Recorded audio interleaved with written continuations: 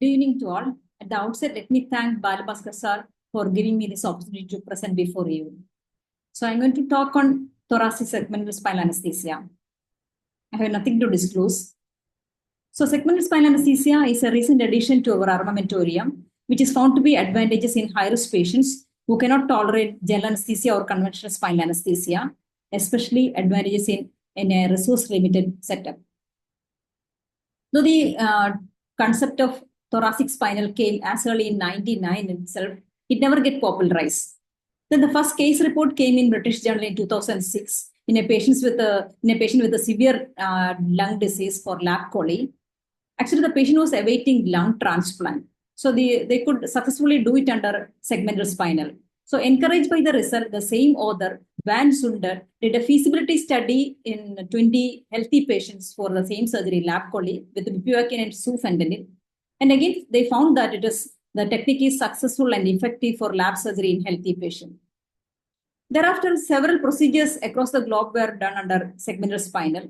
But the interest in the thoracic segmental spinal got popularized more during the COVID era. And this review article, which came in the DJ in 2023, which analyzed the available reports, case series, and observational studies then they found that the technique is safe, feasible, and effective as an alternative anesthetic technique in patients where other anesthetic technique pose a higher risk. They concluded that it is beneficial in elderly and frail who carries a higher perioperative risk from general anesthesia, and it is ideal for daycare surgeries. Thereafter, several procedures across the globe are done under segmental spinal. It is expanding its horizon like anything. Various procedures like nephrectomy, abdominal cancer surgery, cesarean, gynec lap surgeries, various procedures which were once thought out of the domain of central thoracic block are now even done under segmental spinal. And even reputed journals start accepting and publishing articles on studies and on segmental spinal. So it looks like the segmental spinal anesthesia is a game changer lesion anesthesia at present. So we should know why segmental spinal is making roots into our clinical practice, why it is said to be advantageous in high-risk patients. We all know that in patients with multiple comorbidities, anesthesia is always a challenge. Because these cases, if you give general anesthesia, there is an increased risk of postoperative pulmonary complication, especially in patients with a respiratory comorbidity. There is increased ventilator dependence, increased morbidity and mortality. And with the regional, though it offers better respiratory outcome and advantages in elderly and frail, the adverse cardiocirculatory effect with conventional spinal is a worrisome concern. So this adverse cardiocirculatory effect, if you can reduce or prevent it by some method, suppose you can limit your spinal anesthesia to the required dermatome alone with a very small dose of a dilute local anesthetic. Don't you think you can control this adverse cardiocirculatory effect? And this is the basis of basis of the segmental spinal anesthesia. So it is nothing but limiting your anesthesia to the desired dermatome alone with very low effective local anesthetic drug. And it is advantageous in high-risk patients who cannot tolerate general anesthesia or routine conventional spinal, especially in a resource-limited setup. These days, segmental spinal anesthesia, the term is used synonymously for thoracic spinal. Actually, you can get a segmental spinal with an upper lumbar puncture also. It has many advantages over conventional spinal and GA, like greater hemodynamic stability and no postoperative airway morbidity, as we are avoiding airway instrumentation. It is advantageous in patients with respiratory comorbidities as it reduces unplanned ICU admission and hospital stay. And most of the postoperative adverse effects of general anesthesia are avoided. And it is preferred in daycare surgery also because of the early recovery, ambulation, and bladder control, as it causes less motor blockade. And it also avoids airway instrumentation, so thus there is no postoperative airway morbidity. So overall, it is preferred in daycare surgery. But there are several concerns raised from the initial day itself, like neurological injury, ventilatory impairment, bradycardia, and hypotension. Let us see these concerns. Neurological injury is still a worrisome concern, but there are several MRI studies which analyze the spinal cord anatomy, and they found that the spinal cord is placed more anteriorly in the thoracic region, whereas the cord and the cauda equina almost touches the posterior dura at the lumbar levels. when the MRI studies analyzed the posterior subarachnoid space distance, they found that the distance between the posterior dura to the spinal cord is found to be maximum at the T5 level, almost 7.75 millimeter. So the posterior subarachnoid space is maximum at the mid-thoracic level, which enhances the safety of high thoracic spinal puncture. Another point is the acute angle of needle entry compared to the lumbar spinal puncture. It adds to the great safety to the thoracic puncture. And when the anatomy of the thoracic spinal canal in different postures were analyzed using the MRI imaging, the lateral and sitting position with the exaggerated curvature, which we usually employ for our central neuraxial technique, in this position, it is found that the spinal cord moves further anteriorly, and thus it reduces the risk of needle injury further, and thus enhance the safety. And with the accidental dural puncture during the thoracic epidural, the low incidence of neurological complications were reported. And the anatomical explanation given in this study is the placement of the spinal cord more anteriorly at the thoracic region. I'm sure almost all of us has done at least committed at least one accidental dural puncture during our early days with the thoracic epidural placement. We never had any neurological complications, for God's sake. So this finding again enhances the safety of or supports the safety of segmental spinal with the thoracic approach. Second major concern raised was the ventilatory impairment. But we know that the diaphragm, which is the main inspiratory muscle, is usually unaffected. And expiration at rest is a passive process. But the forceful expiration coughing may be affected because of the paralysis of the abdominal muscle. But since we are using the dilute local anesthetic low doses of drug, it preserves the coughing ability because of the minimal motor weakness. So ventilatory impairment is not a worrisome concern. What about bradycardia in hypotension? Because we are sparing the lumbosacral segments, there is less vasodilatation. So the right atrial filling is maintained. So we are giving only a segmental block. So the lumbosacral segments are spared. So right atrial filling is maintained. Heart rate can decrease, maybe decrease with the blockade of T1 to T4 cardiac center fibers. But the outflow from the chronotropic stretch receptors in the right atrium and the great veins are maintained. So overall, there is less hypotension. Hemodynamic stability is maintained with the segmental spinal anesthesia. When thoracic spinal was compared with the lumbar technique in lab poly in this study, they found that better hemodynamic stability and shorter block duration with the thoracic spinal compared to the conventional lumbar technique with the conventional doses. So what makes it truly segment? So in order to get the benefit of the hemodynamic stability, you need to give a true segmental block with a small dose. So what makes it truly segmental? The amount of CSF at the thoracic level is less. And second point is thoracic nerve roots are slight and thin. So these 2 points favors the efficient blockade with a minimal dose of the drug. So you require only almost half the dose that needed at the lumbar level. And the onset time is same for isobaric and hyperbaric at thoracic level, whereas isobaric require more onset time at the lumbar level. So the amount of CSF is less and the thoracic nerve roots are slight and thin. These 2 points favors the efficient blockade with the minimal drug at thoracic level. That makes it truly segmental. And which needle you are going to use, whether Whittaker or Chunky.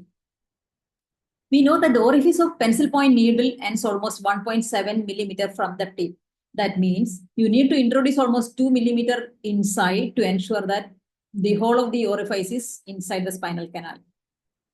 But with a cutting needle, because it is a terminal orifice, you get CSF immediately on dural puncture. Whereas with pencil point, you need to advance further. So it is safe to use the cutting needle. Now, what drug you can use? There are several drugs like isobaric, hyperbaric preparations available.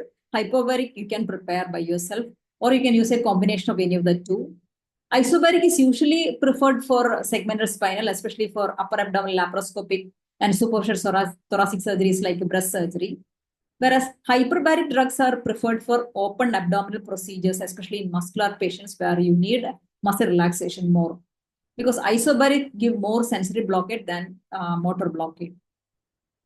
There are several drugs available, bupivacaine, levobupivacaine, ropivacaine in isobaric and hyperbaric. Chloroprocaine isobaric was available earlier, but not these days.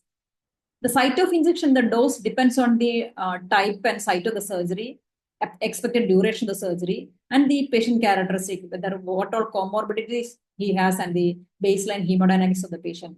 And if it's an expected duration is more, you can always combine with an epidural. This drug chart came in the review article in BJ in 23, which showed the drug doses and the dermatomes blocked with the available reports then. But there are several mistakes in this, which was pointed out by Dr. Naresh Palliwal sir. Sir is considered as the pioneer of segmental spinal in India. The sir's comments was accepted by BJ, and we are expecting a corrected chart soon. This tabular format is formed by the Palliwal sir. Again, depending upon the surgical procedure, amount of the drug and dose required, level of injection, and what all blocks you can add for post-op analgesia. Sir has beautifully narrated the drug dosage. Now we have even a society dedicated for the this segmental spinal anesthesia, that is Neuraxial Anesthesia Development Society.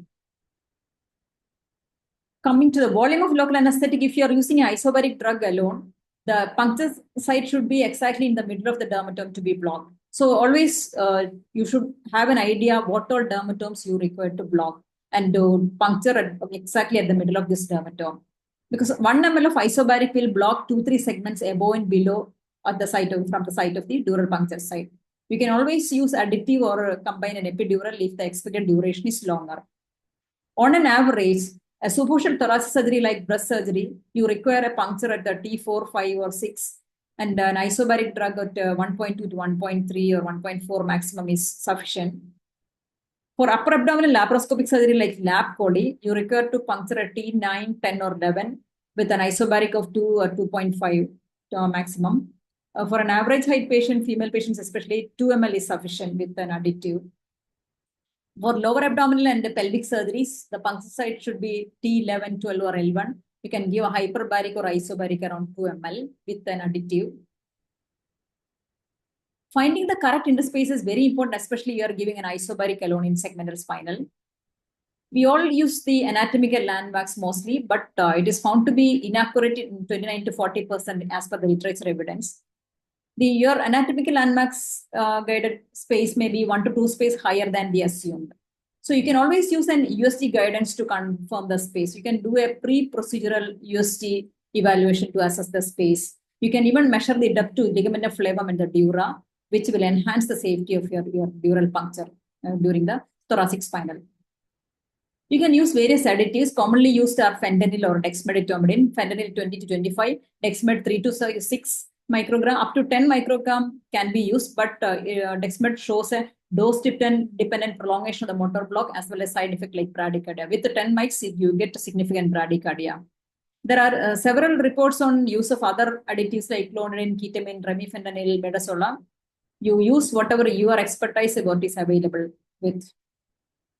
And other types of segmental spinal, apart from this single shot in which you can use either a single drug or 2 drug with or without additive, you can combine the segmental spinal with an epidural if the expected duration surgery is more, or you can go for a continuous segmental spinal with a catheter technique also.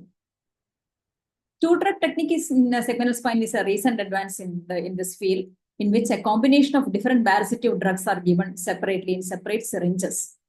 For example, for upper abdominal surgery like lap chole, you can give a small dose of hypobaric dilute concentration first, followed by the conventional isobaric drug. And this small amount of the hypobaric dilute drug you are given will block the upper segment sensory blockade. In pelvic surgeries, you can add a minimal hyperbaric initially, followed by the isobaric. And this combination will reported to offer better hemodynamic stability and it abolishes the shoulder tip pain, especially in upper abdominal surgery like lap chole. In this case series, the combination of hypobaric and isobaric reported to abolish the shoulder tip pain almost totally in lap chole surgeries. Another comparative study by Naresh sir, where he compared the combination of hypobaric and isobaric with isobaric alone, he found that the combination reduced the shoulder tip pain almost totally in laparoscopic cholecystectomy. Because shoulder pain is a worrisome concern with lap surgeries when done under spinal anesthesia. Always you can manage it with some sedatives like Dexkit or short-acting opioid like fentanyl, but sometimes it may lead to conversion to GA. So you can use a small addition of an hypobaric or two-drug technique to control this shoulder pain. Other measures you can use is in laparoscopic surgeries are pneumoperitoneum to be initiated slowly and intra-abdominal pressure controlling it to 10 to 12, especially for gynec lap where there's a steep head down tilt is used. And you can go for always use a intraperitoneal installation of local anesthetic like bupivacaine or lignocaine 20 ml. It should be directed towards the right dome of diaphragm. You routinely use this intraperitoneal installation. And in pelvic surgeries like cesarean and other pelvic gynec lap, you can use a small dose of hyperbaric initially for the adequate pelvic relaxation. What about medico-legal issues? We are in this medico-legal era. Though there are several evidences to show the utility of thoracic segmental spinal, only an expert anesthesiologist should perform the technique after properly explaining and taking the consent. We need further well-designed randomized trials to establish its safety for routine application. Because whatever available evidence at present are mainly case report, case series, and observational study. So we need well-designed randomized studies to establish safety. In the latest IJA editorial, the chief editor has correctly questioned, beyond high-risk case, are we ready for routine use of thoracic segmental spinal? And he's correctly pointed out that it should be reserved for a select group of patients and specific surgeries until more robust data become available. In the same issue, Naresh Paliwal sir has beautifully enumerated the do's and don'ts to enhance the safety of thoracic segmental spinal anesthesia. He has tabulated the do's and don'ts beautifully. We can go through it. I will highlight few of the points. Before you attempt thoracic segmental spinal, always try to gain maximum knowledge on the technique, the drug dose, and the complications. And carefully select the patient in the surgical procedure. And without a valid indicator, do not attempt it. And after thorough preoperative evaluation, always give a proper explanation to the patient and get the consent. And always select the needle as well as the position according to your preference, your expertise. Never go for a smaller gauge 29 gauge needle just because you think it is a high spinal, a high thoracic puncture. If you are comfortable with the 25 gauge needle, you select that needle. So select the position as well as the needle gauge according to your expertise or your experience. And never use thoracic spinal in the absence of a valid clinical indication. And most importantly, do not be rough. Do not advance the needle in a rough manner. Always advance it millimeter by millimeter, gently, slowly. And never continue to advance if the patient complains of paresthesia. Withdraw the needle. And never oversedate in a high thoracic spinal.